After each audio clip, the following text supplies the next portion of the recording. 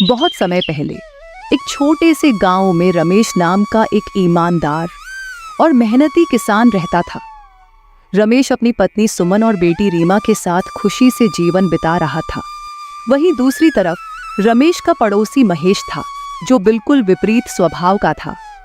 महेश अपनी पत्नी कमला के साथ रहता था। महेश हमेशा सोने और आराम करने में ही अपना समय बिताता, जबकि उसकी पत्नी हमेशा दूसरों की बुराई करने में लगी रहती। देखो जी, रमेश कितना मेहनत करता है। उसकी फसल हमेशा अच्छी होती है और लोग उसकी बहुत इज्जत करते हैं। तू सही कह रही है। हमेशा इस रमेश का ही भाग्य अच्छा क्यों होता है? मैं तो सोच रहा हूँ इस बार उसकी फसल बर्बाद कर दूं। रमेश सुबह सुबह उठकर खेत की ओर जाता है। खेत में पहुंचकर वो अपनी फसल देखकर बहुत खुश होता है। इस साल उसकी फसल बहुत अच्छी हो रही थी। इस बार तो बहुत अच्छी कमाई होगी। अब रीमा की पढ़ाई और शादी की चिंता कम हो जाएगी। रमेश घर लौटता है और सुमन से कहता है, सुमन, इस बार फसल बहुत अच्छी हुई है। अगर सब सही रहा तो हम कुछ पैसे रीमा की पढ़ाई के लिए जमा कर सकेंगे। हाँ जी, इस बार भगवान की कृपा से हम आराम से खर्च कर पाएंगे। इधर महेश और कमला बहुत जल रहे थे। इस बार रमेश को हम इतना आसानी से अमीर नहीं बनने देंगे। उसकी फसल खराब कर देंगे। लेकिन कैसे?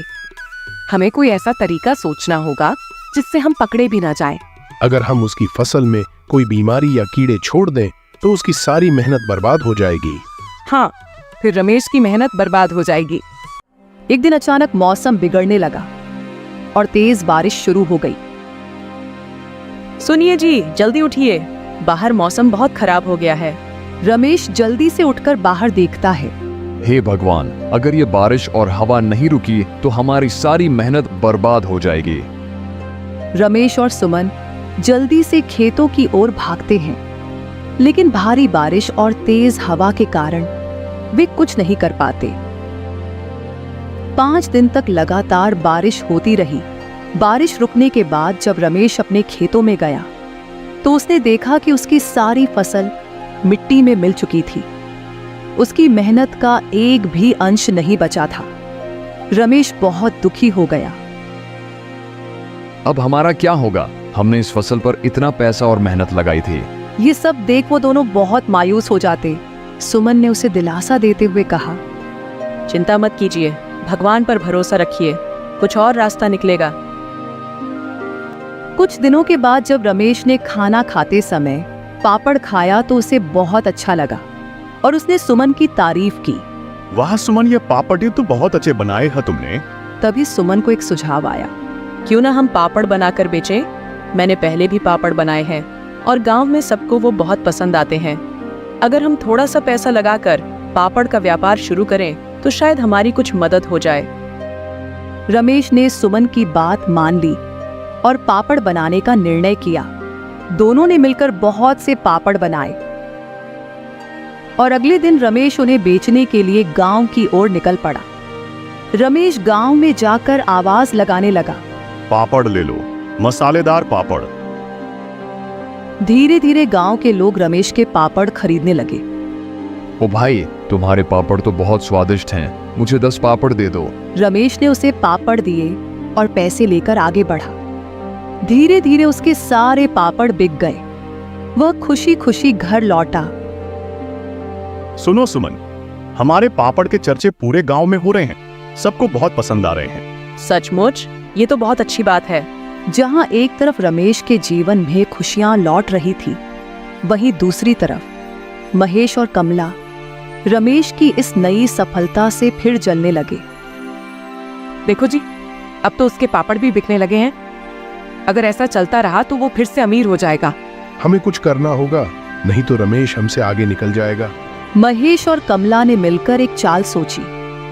उन्होंने तय किया कि रात को रमेश के घर से सारे पापड़ चुरा लेंगे ताकि वो उन्हें बेच न सके। रात को महेश और कमला चुपके से रमेश के घर में घुसे और सारे पापड़ चुरा लिए। अगले दिन जब सुमन ने पापड़ देखने गई तो एक भी पापड़ नहीं मिला। हे भगवान, सारे पापड़ चोरी हो गए। अब हम क्या करेंगे? चिंता मत करो, मैं मुखिया जी के पास जाता हूँ और उन्हें सारी बात बताता हूँ। रमेश मुखिया जी के पास गया और सारी घटना सुनाई। मुखिया जी, किसी ने हमारे सारे पापड़ चुरा लिए हैं, अब हम क्या करें? रमेश, तुम चिंता मत करो माँ, उस चोर को पकड़ दाज कर तुम्हारे सारे पाप दाज तुम्हें दिला दूंगा। मुखिया जी ने उसे सांत्वना दी और गांव में जांच करने का आश्वासन दिया। उन्होंने अपने नौकर को महेश के घर भेजा। नौकर ने महेश के घर की तलाशी ली और वहां चोरी किए हुए पापड़ मिल गए। महेश, ये तुमने क्या किया? तुमने रमेश के पापड़ क्यों चुराए? मुझे माफ कर दीजिए मुखिया जी, मैंने ईर्ष्या के कारण ऐसा किया। अब से मैं कभी ऐसा नहीं करूंगा। महेश और कमला ने रमेश से माफी मांगी। रमेश भाई, मुझे माफ कर दो, मैं जलन के कारण ऐसा कर बैठा। कोई बात नहीं महेश, लेकिन याद रखना कि मेहनत और ईमानदारी से ही इंसान को सच्ची सफलता मिलती है। मुखिया जी ने गांव के सभी लोगों से कहा कि वे रमेश के पापड़ का व्यापार बढ़ाने में उसकी मदद करें। गांव के लोग रमेश से और ज्यादा पापड़ खरीदने लगे और उसका व्यापार धीरे धीरे बढ़ने लगा। रमेश, तुम्हारी मेहनत और ईमानदारी की वजह से गांव के लोग अब तुम्हारे पापड़ के बड़े प्रशंसक बन गए हैं। तुम्हारी मदद से ही गांव के लोग अच्छा और स्वादिष्ट पापड़ खा रहे हैं। कुछ महीने बीत गए और रमेश का पापड़ का व्यापार अब इतना बढ़ चुका था कि उसने सोचा कि वो और ज्यादा लोगों को रोजगार दे सकता है। रमेश ने गांव के कुछ और परिवारों को अपने पापड़ बनाने के व्यापार में शामिल किया।